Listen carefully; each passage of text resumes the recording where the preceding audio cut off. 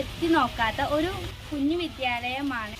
ഹൈടെക്കോടും കൂടിയ സ്കൂൾ ഞങ്ങളുടെ സ്വപ്നമാണ്. ആയതിനുള്ള തുടക്കം വരാനിരിക്കുന്ന സ്കൂൾ കെട്ടിട നിർമ്മാണ പ്രവൃത്തിയുടെ ഞങ്ങളുടെ പ്രതീക്ഷയാണ്.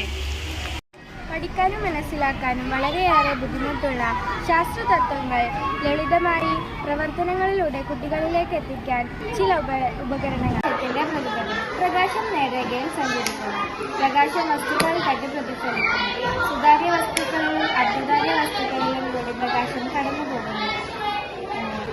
പ്രകാശത്തിന്റെ പ്രതിപതനം മിനുസമുള്ള പ്രതലങ്ങളിൽ ക്രമപ്രതിപതനവും പരിപരുത്ത പ്രതലങ്ങളിൽ വിസരിത പ്രതിപതനവുമാണ് നമ്മൾ മനസ്സിലാക്കുന്നത്.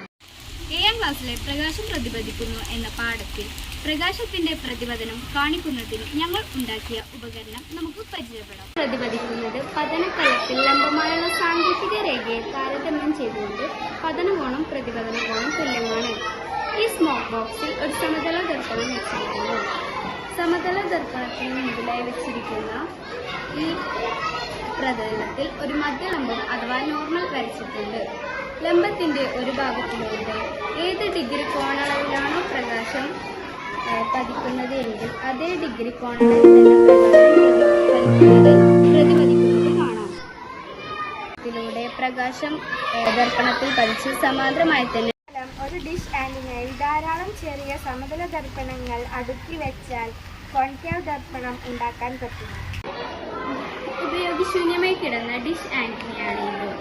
ഇതിന്റെ കുഞ്ഞു ഭാഗം നിറയെ 1 സെന്റിമീറ്റർ നീളവും 1 സെന്റിമീറ്റർ വീതിയുമുള്ള ചെറിയ സമതല ദർപ്പണങ്ങളാണ്. ഇത് പശ ഉപയോഗിച്ചാണ് ഒട്ടിച്ചിരിക്കുന്നത്. സൂര്യപ്രകാശം ഈ ഡിഷിലെ ഓരോ ദർപ്പണത്തിനും സമാന്തരമായി തന്നെ വന്ന് പതിക്കുന്നു.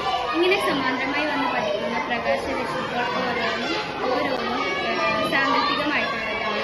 ലംബത്തിന്റെ മറുഭാഗത്തേക്ക് പതനകോണിന്റെ അതേ അളവിൽ തന്നെ പ്രകാശം പ്രതിഫലിക്കുന്നു.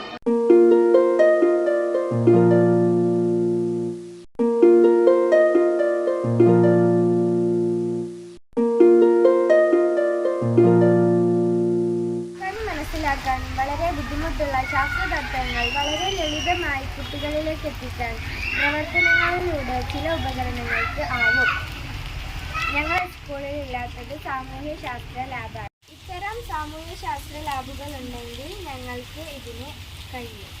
ലളിതമായ ഉപകരണങ്ങൾ ഉപയോഗിച്ചുകൊണ്ട് വളരെ എളുപ്പത്തിൽ ശാസ്ത്രത്തിലെ ഗഹനമായ വിവരണങ്ങളും പ്രപഞ്ച സത്യങ്ങളും കുട്ടികളിലേക്ക് എത്തിക്കാൻ കഴിയും.